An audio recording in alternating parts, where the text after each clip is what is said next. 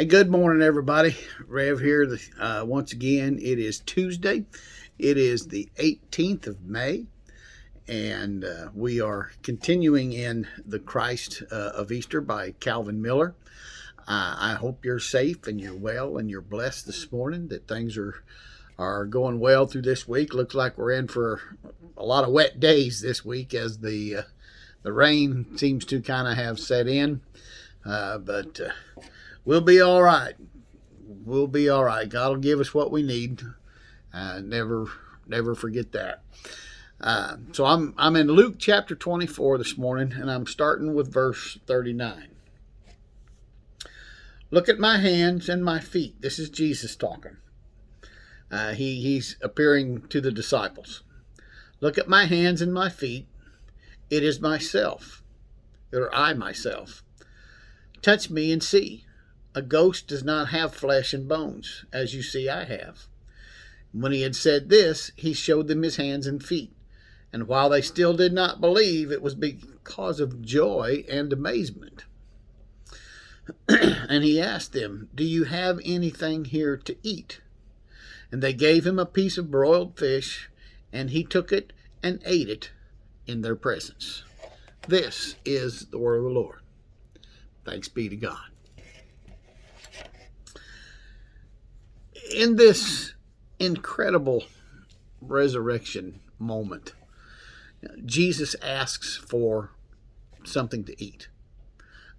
Because by eating, he could then fully convince them, his disciples, that he wasn't a ghost.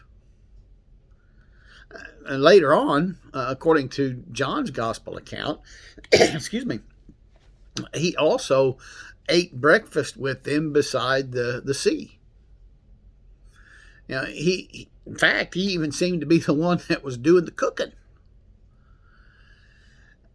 Since ghosts have no physical substance and would not eat solid food, and ghosts are certainly not substantial enough to cook breakfast, this quite ordinary request of Jesus, it kind of blew away all notion that he was some kind of a poltergeist or just a figment of their imagination, a phantom.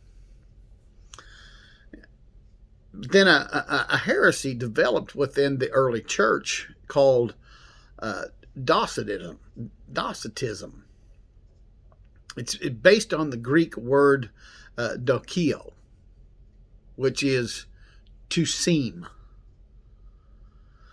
And this heresy taught that Jesus was not really a person, but only looked like one.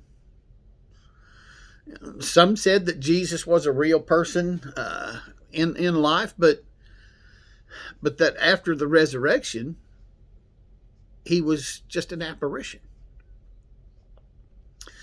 So the easiest way for Jesus to prove that he wasn't a ghost was to ask for a piece of fish.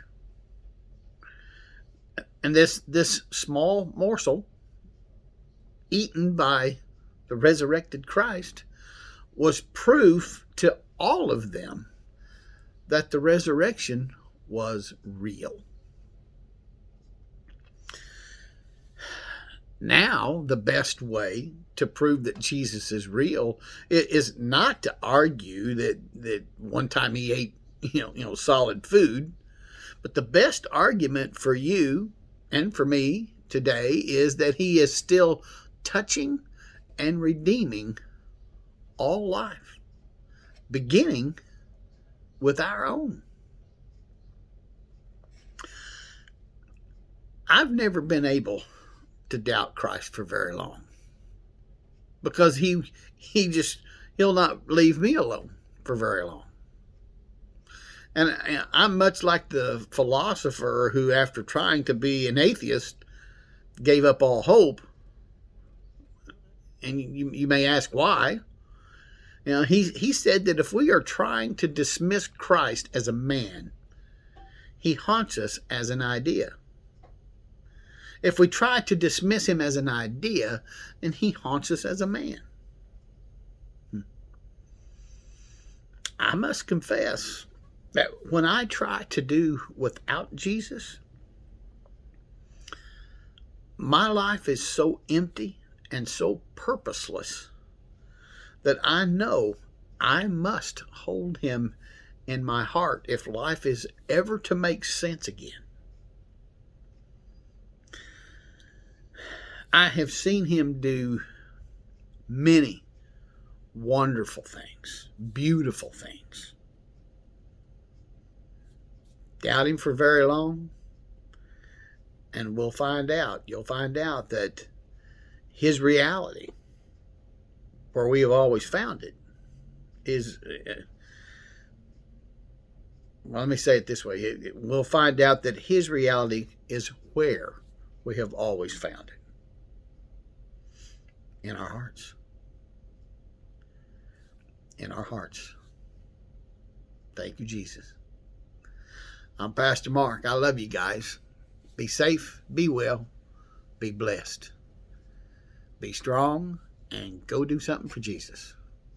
See you tomorrow.